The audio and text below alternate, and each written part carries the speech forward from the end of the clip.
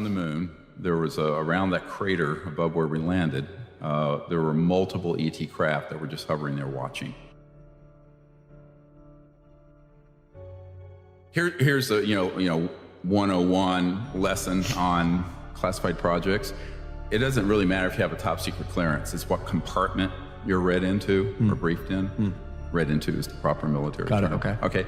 But, so you may have a top secret clearance, and you may be the director of the CIA, but if they don't want you to know what's going on in a USAP, an unacknowledged special access project, the unacknowledged ones are the most tightly held ones, and they're actually illegal. So there's a constitutional attorney I'm working with, two, in fact, Danny Sheehan, who did the Pentagon Papers, and Iran Contra and all that. He's on my team, and another guy named Larry Clayton, who is the other side, more conservative. And we're, looking at the legalities of this. So in the late 90s, I wrote to every agency in the government and said, look, we have hundreds of these guys coming forward. I did a briefing for the president and CIA director back then, Clinton, and his first CIA director, R. James Woolsey, and then started doing briefings for people like General Hughes, who was the head of the Defense Intelligence Agency, and Admiral Wilson, who was the head of the J2, head of Intelligence Joint Staff. All those people had been denied access to these projects illegally. So I said, well, guess what? Since these projects are illegal, you can't enforce their non-disclosure agreements and their national security oaths. So we're vitiating them. We're nullifying them. Bye. So I wrote a letter that's basically said, you have to contact us within 30 days, or we're going to start releasing those documents and the testimony of these whistleblowers. So we started doing that, and that project started in 2001. About 800 million people saw the National Press Club event that we did. The agency contacted a lot of major media and ordered it taken down, but before they could, about 800 million people saw it. So that's what I'm working on. So, but the fact is, the technologies that are behind, a UFO, there's this, forget the word UFO. It's an alternative energy and propulsion device. Some are interstellar and some are man-made. Lockheed Skunk Works out here in California, North Grumman. Huge program. I know. Responsible for the stealth fighter. A lot of that, yeah. Well, U2, like they were, the band U2. That was a Lockheed Skunk Works project. So it's huge. So what we decided to do is move this stuff forward with the objective of educating the public on the issue, but also getting these technologies known about and at some point put into place, because our civilization's going to hell in a handbasket real fast, frankly. But these sciences and technologies that have been ruthlessly classified and lethal force has been used to keep it that way, those technologies would completely reverose that. Here we are. Do you want some actionable intelligence instead of nonsense? Let's get into it. Please, all right. So the area of Hoot Mesa and Groom Lake out there, and S4, S2, S9, and S12. So the places that deal with this issue are deep underground. They're hardened, which means you could drop a tactical nuclear weapon on them. You won't reach the door. Yes, correct. Damn. I've been out there, and I have people who worked in those facilities. So, the idea that you're going to, march in there and grab this stuff out, the radar of most people in government. When people say the government's hiding something, I say the government couldn't find their ass in a well-lighted room with both hands. I get it. I mean, seriously, most of the senators, congressmen, other people I've met with, cabinet level folks, they know nothing about this stuff. There are all these stereotypes of this, it's like the big bug-eyed thing. But that's not what it is. That's just all the caricatures that, media idiots put out, the mass media put out to sort of ridicule it.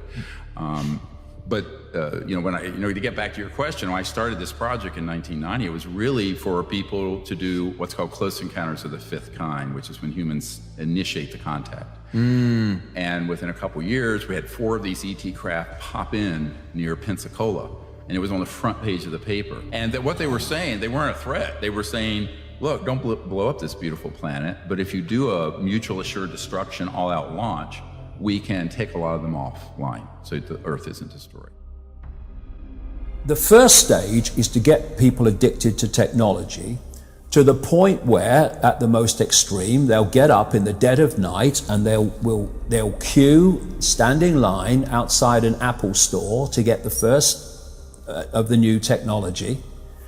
And what they want eventually, and not too distant into the future, is people basically lining up to be connected to AI. In the same way that people in Sweden now are having parties to celebrate someone being microchipped, right? This is all this connects.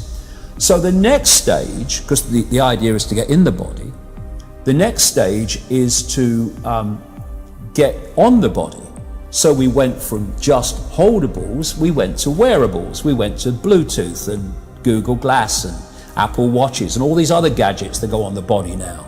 Even what they call electronic tattoos that are basically microchips on the skin. And the next stage is to go in the body, which is already starting in places like Sweden.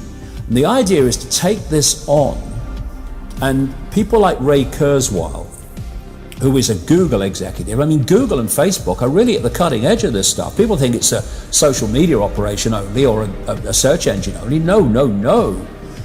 This whole Google group now, which is given the name Alphabet, are absolutely at the cutting edge of this whole AI technology. So is Amazon.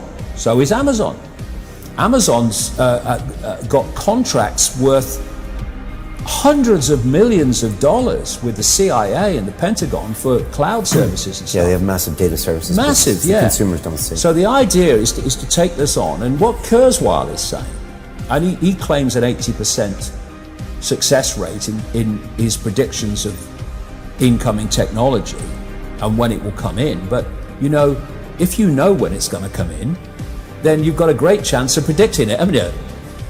It's like if you know when a stock market's going to fall because the people you are connected to are going to make it fall, well, you're going to get out just before it falls, and you're going to get in just before you know they're going to push it up. I mean, you don't have to be, Nostradamus if you know the script. But anyway, if this was his agenda, maybe he shouldn't tell us. Yeah. Or is it so clever that he's telling us? No, this is why he's telling us. It's the sales pitch. Okay.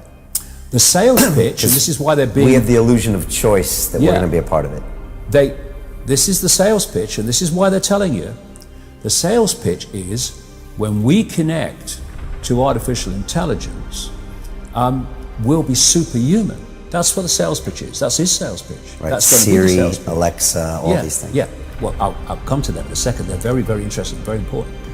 Okay. So what you've got is the idea that connect to AI and you'll become superhuman intelligent. No, you'll become subhuman intelligent. You'll become a vehicle for artificial intelligence. And whoever controls artificial intelligence will control the perceptions of every mind that it's connected to. And that's the sales pitch, but then that's the reality of what it really means. Now I'm talking about. And the point is, if you are connecting the human mind to a grid, a global technological grid, that grid can be centrally controlled. It will take at the center point very, very few people to run it, and even fewer to decide how it's run. So you're dealing with an addicted generation. This is a big time bomb ticking. This is no accident. Indeed, it is by design. I mean, seriously? It was my mistake. I mean, I think we can all feel it. To try to make these products as addictive as 400% possible. spike in dopamine. We now know that many of the major social media companies hire individuals called attention engineers who borrow principles from Las Vegas casino gambling, among other places, to try to make these products as addictive as possible. That is the desired use case of these products, is that you use it in an addictive fashion because that maximizes the profit that can be extracted from your attention and data. It literally is a point now where I think we have created tools that are ripping apart the social fabric of how society works. That is truly where we are. The way the technologist Jaron Lanier puts it is that these companies offer you shiny treats in exchange for minutes of your attention and bytes of your personal data, which can then be packaged up and sold. What happened is that the attention economy and this race for attention got more and more competitive. And the more competitive it got to get people's attention on, say, a news website, the more they need to add these design principles, these more manipulative design tactics, as ways of holding on to your attention. You don't realize it, but you are being programmed. Social media tools are designed to be addictive. The actual desired use case of these tools is that you fragment your attention as much as possible throughout your waking hours. That's how these tools are designed to use.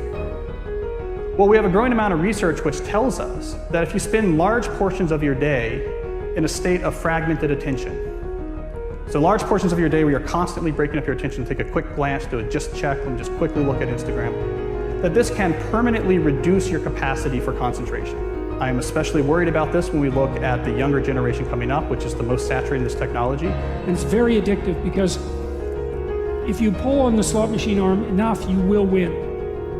And you never know